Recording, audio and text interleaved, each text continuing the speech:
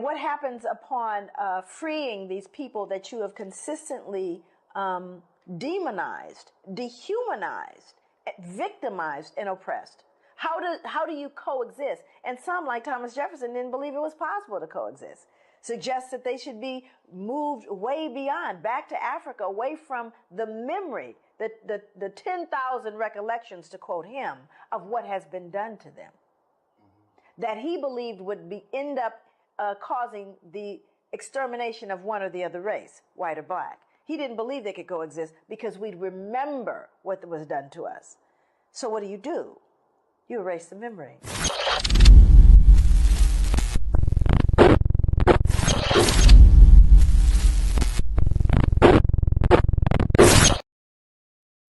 Thank you for tapping in. This is Brian HRap Williams. Once again, it's on. This is End of the Bench Media. A few minutes with HRap is the name of the program. Thank you for tapping in. If you're not tapping in live, if you're not watching this live, www.endofthebench.com. You can watch this in its entirety or go to YouTube, End of the Bench Media. If you haven't already, hit that like, hit that share, and subscribe. Subscribe. It's important. Thank you. Thank you again. Before I move forward, I do this every day. Thank you to Dolores and John. Those are my parents. Without Dolores and John, there is no me. Without me, you'd be doing something else with your valuable time. So let's get this show on the roll. Respect. Respect is something that people constantly fight for. Working class people are the most disrespected people in the universe, period. No matter what culture you're from. But as you know, every day I'm speaking directly to my community.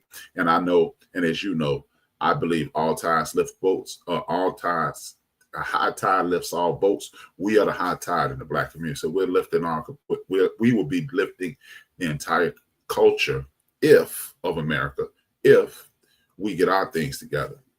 One of the things that we deal with on a regular basis is respect or disrespect. The definition of respect. What is it?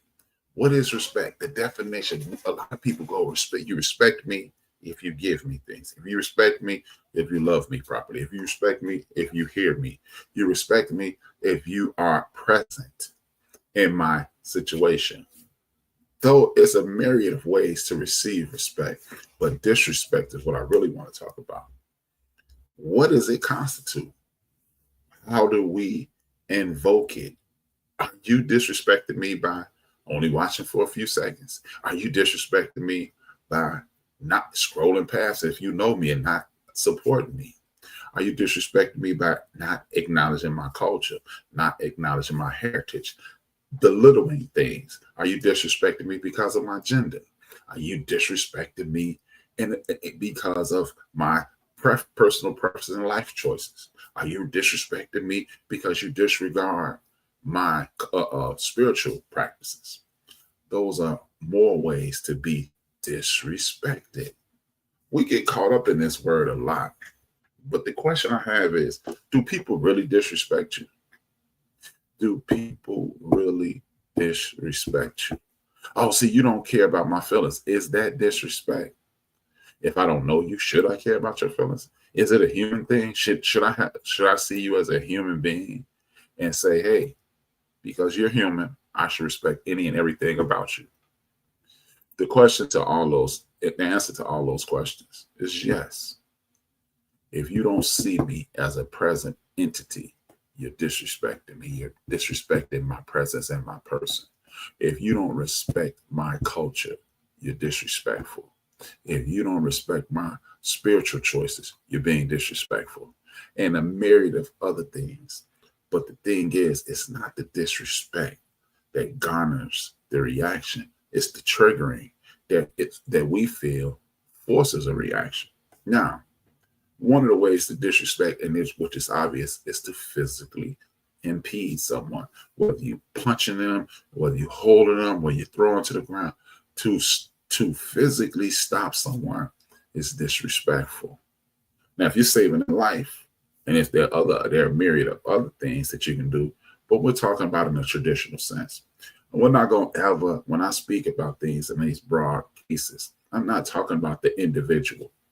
And then, because when you're having these conversations about respect or disrespect, it's always an individual or 10, depending upon the group, the size of the group. They will say, but not me.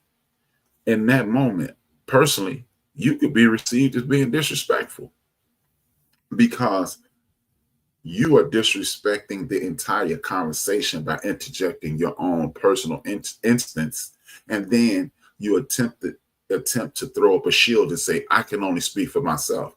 Well, if you can only speak for yourself and we're speaking in the group per essence, maybe you should stop disrespecting the conversation and leave it. Because if you just want to speak about your individual concepts and on your individual experiences and not the collective, this isn't the conversation for you. So yes, you in that moment are being disrespected and you're disregarding the ultimate goal, which is to bring about peace, joy, and happiness. So the definition of respect is wide ranging. And a lot of people get caught up in what they perceive and what could be and their personal experience instead of this. How do you respect someone? You make sure they're present in your thoughts. So when you're speaking about women, make sure the women in that room are present in that conversation and they're included in the conversation, and their feelings, their being, and their thought processes are included. You don't know that. And how do you know it? How do you get to know those things? By having the respect to have the conversation. You present questions, not attorney style questions. What I mean by attorney style questions, not questions that you know the answer or you assume you know the answer to so you can be prepared to retort. Don't listen. Ask a question so you can respond. Ask a question that will lead you to another question to show I'm trying to get to know you, Deborah, LaShawn, Annette, Phyllis, Keisha, Monica, Patrice, so forth and so on. Those are the people. Those are the kinds of questions that you pay a particular sect of society respect to. If you're speaking to an Islamic or Muslim sect of society, ask questions about things you don't know. Again, not to respond, because at that moment, you're respecting the ideology or the spiritual tenets of that culture. We seem to not do that here in the United States of America, especially with the people of my community, because you think the sum total, or a lot of people seem to assume that the sum total of Black history is enslavement, freedom, civil rights, and we're here. Obama became president and we're here. No, that's not the sum total of Black society. Black society is just as complex as yours. That would be like me assuming that the Jewish community started at World War II when Adolf Hitler started an attack and attempt to kill and abolish them. No, those people of that faith have been walking the earth for thousands and thousands of years. So to be ignorant enough to assume that that's the sum total of that culture would be crazy. It's easy to respect someone. It's the easiest thing to do in the history of the world. Because you know what? Name the time in your life where you got disrespected or disregarded or interrupted, or it have been someone inject their rude light livelihood and thoughts upon you and you embraced it. It doesn't happen. The easiest thing to do to respect someone is to act as if that person is you, and not you, the person who's been hardened and because I've had it tough. Not that person. The child you. Treat everyone not like a child, but with the respect that most of us give children. Because if a child says something that's out of the way, we talk to that child. We pour into that child.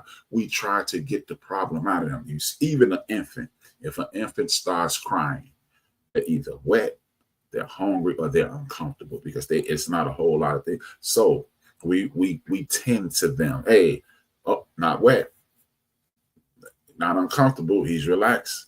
He's hungry. Bam. And you solve the problem. And now as the young person gets older, because we finished that sentence, because if they had the motor skills to identify their problems, they will tell us. And which leads us to the next stage. He's a little older. He can say, hey, I'm hungry. oh, I'm uncomfortable, or they will pout and things when they're uncomfortable. You know what? One of the things when you see a kid that's just a little manic, he's trying to fight off the rest that he needs. So we're gonna put him to sleep. If you show every human being that you came in contact with the same respect and regard that you showed that infant, the world would be a better place. But a lot of us don't define respect in that way. We think because you didn't give, or whatever your material idea or your ideal of an embrace is. But no, respect comes in all different shapes, forms, and fashion. But disrespect, that's a universal situation. It's easier to respect someone than to disrespect someone. When you respect people, it doesn't even take a thought. It's not even a waning thought to respect someone. If you're crossing the street, you look up and see a car turning the corner, and you're at the intersection, you know what? You pay that vehicle the respect of stopping, because you know if you step out there, that vehicle is not going to respect the fact that you want to be in the street. But a lot of us will stop and disrespect the driver. I have the right of way. Now you put yourself in that position. See, it's simple things of that ilk that lets us know about respect and disrespect. Because if you don't even respect me enough to allow me to proceed, or respect me enough to stop yourself and keep yourself out of danger, keep yourself out of hospital, keep yourself in good standings, in good physical standings, how could you possibly respect me? See, a lot of this stuff, when we call it disrespect, like when we speak about the LGBTQIE, we speak about the Latino community, we speak about all forms of Asian communities, all forms of African communities. People don't want to offer the same respect as they want you to give them. You see it all the time. Slavery was a long time ago, but this, because you can identify with that, it's easier. And because you don't want to deal with the consequences of disrespect. The consequences of disrespect is sometimes it's a backlash physically, it's a backlash spiritually, it's a backlash emotionally, and it's a historic backlash that comes along that will follow you around like a scent. But we don't tap into that until it happens to us. The fact that you have people saying, hey, they're illegally in this country when this country is a crime scene. Just imagine this. Be a Native American. Just imagine this. You buy your dream house on the corner of Main and Madison Avenue, right at the biggest corners in America, Main Street, Madison Avenue in New York. That's this big, right? Perfect neighborhood, perfect spot in the neighborhood, beautiful home. And guess what? A couple of Native American people pull up in a police-style car, and they arrest you.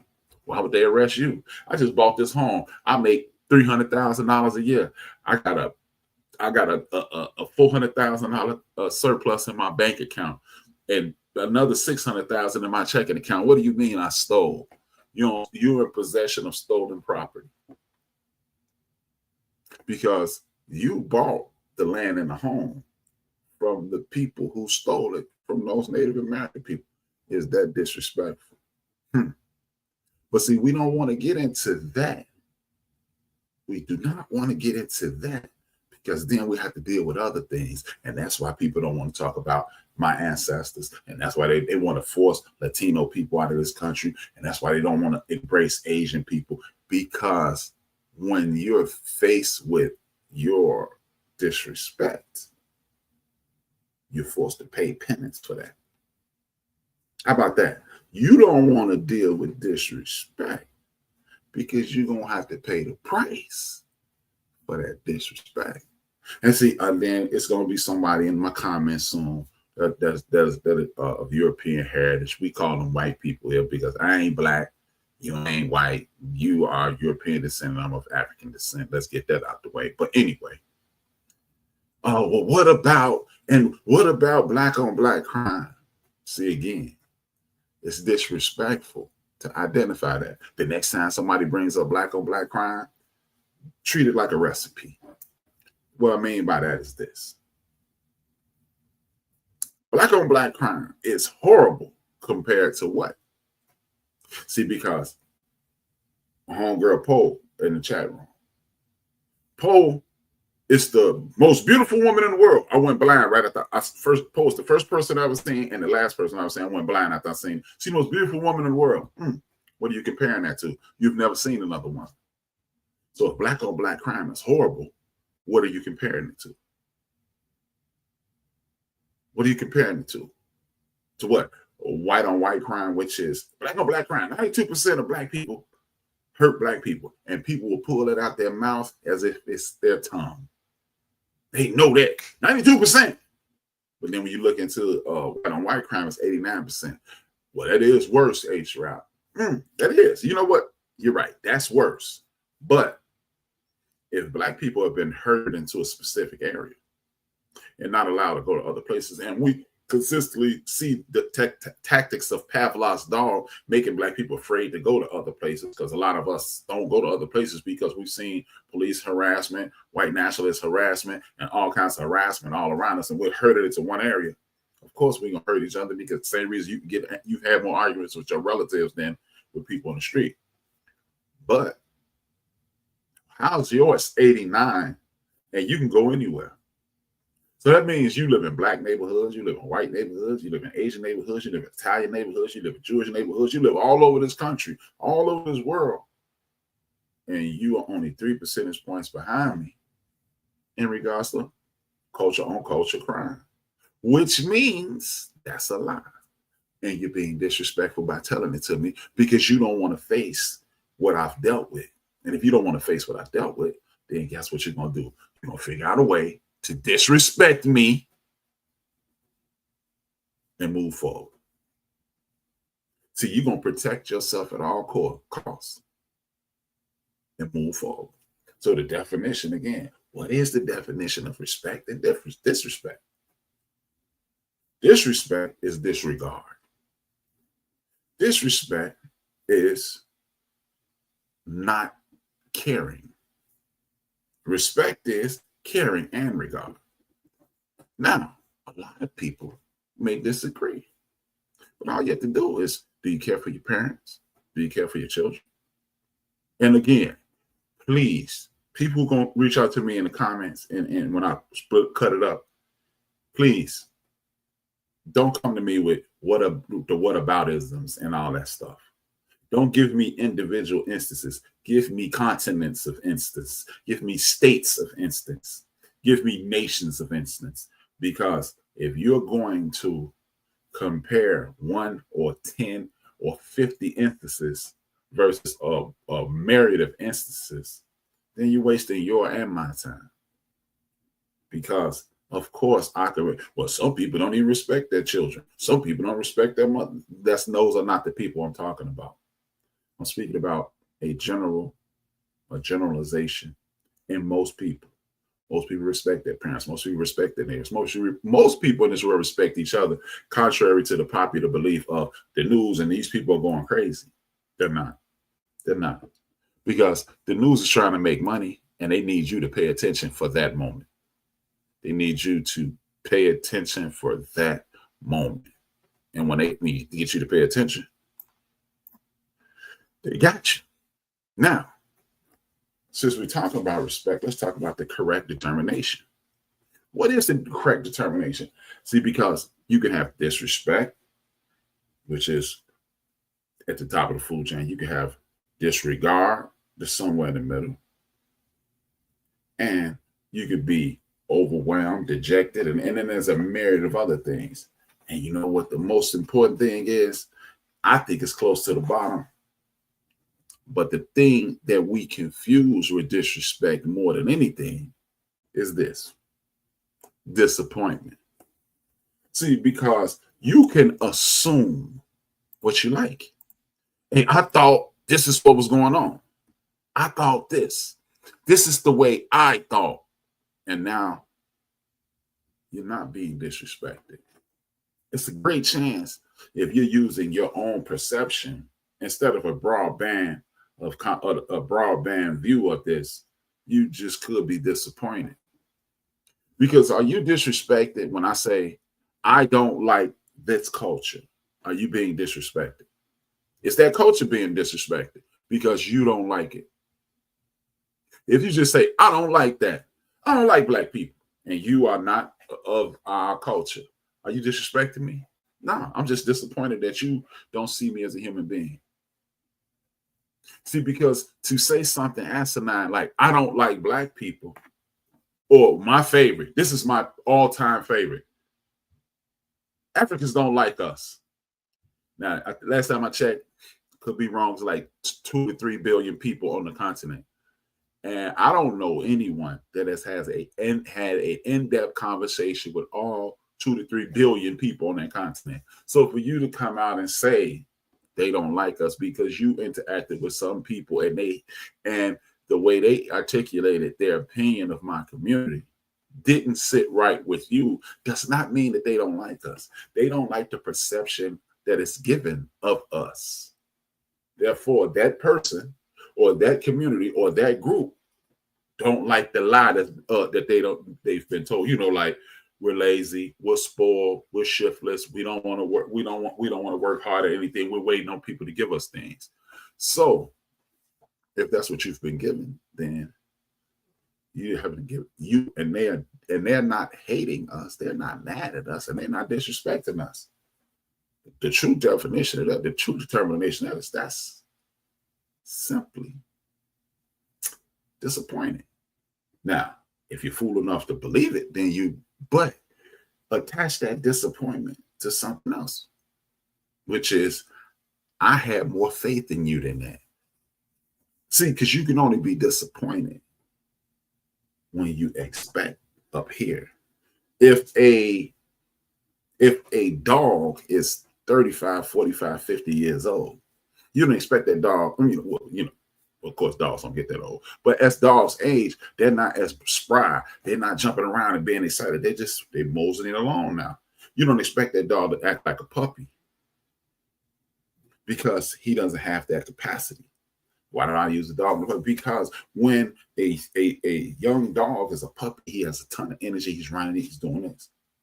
And if a person is disappointed, that means they probably truly want to love you or want to be in contact with you, but you're not living up to the standards that the rest of the world has set.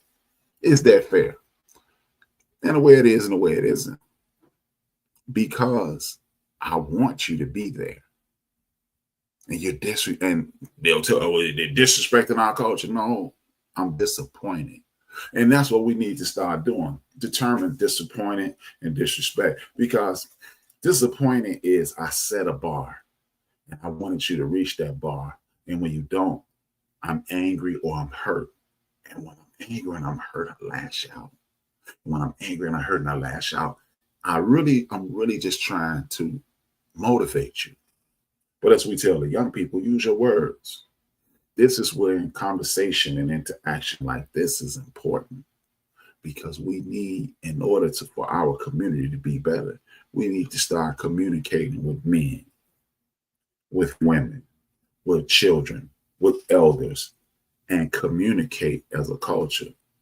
Because then there'll be a lot less disrespect, a lot less disappointment, and a lot more respect. But are we presenting the proper determination? I'm not sure that we are, because we continue to use these words, and I believe we're using them out of context. Because disrespect is disregard. You're not, it's nothing. But if I'm angry, I've never been angry with somebody who I was possibly willing to disrespect. I'm not even going to talk to you if I don't have enough respect for you to engage, or whatever, nothing. But if I've actually told you something and shared it with you, maybe my verbiage isn't as pleasant as it should be, but I'm actually trying to communicate a thought. And if we start using our words and we start talking to each other and we start speaking with the intent to communicate, not admonish, excoriate, and denigrate, then at that point, we can get to, we don't want to get there, but you can get to the point where it's disrespect. Because if I tell you, me personally, HRap, me, if I say, hey man, I don't like shellfish and I'm allergic to it and it would kill me. If you make me a shrimp dinner, you are disrespecting my being. Now, if you don't know those details and you make me a shrimp dinner, it is not. You're just disappointed that you can't engage in the meal. Now, a lot of us are getting mad with the disappointment. Now, a lot of us are getting mad with this. But it's really miscommunication versus disrespect, disregard, and basically disappointment. Now, I've had situations where I was disrespected in the realm of those said meal. It was asked of me by once, what would you like on this pizza, bro? And I said anything but shrimp. And I said it in joke, in jest. The person put shrimp on a pizza. That was disregard. That was disrespectful. And he had no intentions in sharing, because if I told you I'm allergic to it and you put it on there, guess what you did? You said, hey, his humanity is important to me. Him living is not important to me. And I'm going to do what I want to do. That is disrespect. And how many people do you think put that kind of thought into the things that we perceive as disrespect? Which leads me back to the secondary point. Correct determination. Are we determining these things as disrespect? That was just disrespectful. No, it's probably disregard. And you are probably disappointed. And you have the right to be angry, but don't determine it disrespect. Because usually disrespect is done with intent. Usually disrespect is done with intent. And if you don't think that person intended to offend you, disregard you, or disrespect you, it's more than likely it's not. See, if we get out of our feelings and start interacting with people and start having conversations with people, then we won't have a lot of these issues will dissipate, and we can elevate as a community, elevate as a culture, elevate as a clan, elevate as a community. But we don't take the time to do that because I'm too busy. See, you need to just know that. How do I just need to know that? I need to just know that. Do you know everything it is about every human being in the world? No. But see, you've been around me so long, so you should know. No, I should not. I should not know that. Because if I knew it, and you respect me enough to call me a friend, and you respect me enough to make me present in your life, and you respect me enough to put me in a situation to whereas I can affect you, guess what would happen? I wouldn't disrespect you because you are not putting the people in your life that are disrespectful in that nature, I would assume. So let's start using words like, man, we got a terrible misunderstanding. I don't understand why that happened. Because see, that's what you're doing, because you're going to call me a friend, you're going to call me a buddy, you're going to call me a homie, and all these words, the colloquialisms or honorifics that says that you have respect and adoration for me, but you're not going to give me credit for being respectful enough to engage with you or engage with me. See, because I'm the kind of guy who I crack a lot of tasteless jokes. I don't mean any harm by them. But if you tell me, I'm going to apologize. See, on record, as an adult, because I was probably disrespectful as a child with no regard. But as an adult, I can tell you, I've only disrespected one person purposely in my life. And I apologize to him every time I see it, because I realized what I said was not meant in that way. And what I said was totally disregard and disrespectful. And he felt dejected in that moment. And he forgave me, and we are friendly now. But it's because I had the respect enough for his humanity. See, you don't have to respect the individual. You do not have to respect Brian HRap B. Williams. You don't. You do not have to respect me as a human being, as an individual, excuse me, but respect me as a human being. Because if you want to be respected, you need to respect me in full See, because even if I don't respect myself, oh, he's homeless, he's a drug addict, he does nothing with his life. Those are choices that he either made or were thrusted upon him by decisions that he made early in his life. But that does not mean he or she does not deserve the utmost respect. Because if you respect me, you won't disrespect me. You won't disregard me. You will not denigrate me. And you will always present to me as you would want people to respect you. But people don't do that because they put themselves in and above situations. See, the reason you don't have a vehicle is because ... because but I'm not you. The reason you don't have a better job is because you should have ... not knowing what I've lived through. So you are disrespecting my history. You're disrespecting my acumen, and you're disrespecting me because you're making assumptions. And this leads to a myriad of problems. But if we respected ourselves, we could never disrespect another human being. And that's how you should be living. I believe you should be living your life. Now, we've been living with possible overreactions for years. This is why you need to start talking to people. Because oh, you disrespect me. No, it's a misunderstanding. We can have misunderstandings. I can misspeak. The overreaction comes when you put yourself in your shoes. When you think that people in the world care more about you than we actually do, present company included. When I speak to the people who support me, God bless you, thank you, and continue to do so. And if you haven't already, I need you to read the screen. What does the screen say? What does the screen say? Please hit that thumbs up, hit that subscribe if you haven't. Tell a friend to tap in and share if you can. But it's a possible overreaction because I don't know everything about everyone. As I stated, I crack tasteless jokes all the time. And my friends and family members who know me, they laugh because they understand that I don't mean any harm. But if you come up and you hear me crack said tasteless joke and you get offended, you are not offended, you're disappointed. And when you say I'm disrespecting, you're really probably overreacting because here's how you react to what you perceive as disrespect. You approach the person in a calm and engaging manner. Allow me to speak to you over here. I didn't like that. It seems disregarding, disrespectful, and it made me uncomfortable. The human being, without the overreaction, should, in my perception, say, let's have a conversation.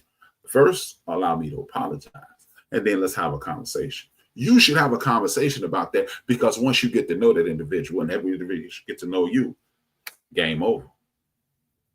Now you have avoided war, whether it's a war of words, a war of people looking at you in a war of uncomfortable. It could just be a friendly interaction to get to know the person better. But are we doing that? No, we're not doing that. And let's not even pretend that we are. We're not doing that. We're going, please stop, knock it off. We ain't got it like that. No. That's what we're doing. But instead of doing that, if you just had the conversation and don't inflict your personal opinion to somebody's reaction to something that you said or done, which leads to a possible overreaction, guess what happens? You have discourse and you may even make a ally, which could potentially lead to a friendship. But what we don't do that in this country anymore because we've been almost genetically predisposed to be prejudiced. See, they do that and we do this. No, that's why you got people being labeled with things like coons and sellouts and Twinkies and Oreos. And hey, Twinkie, that was not a Freudian slip. It is a Twinkie out there looking up. It's a disrespectful term.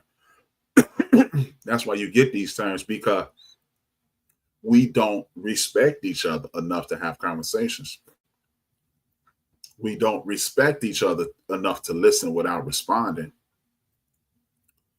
We don't respect each other enough to have a soft landing spot for someone who has said something that you perceive as disrespectful. It is a possible overreaction to a statement. Now, there's no overreaction to physical harm. No, so we're not talking about those things.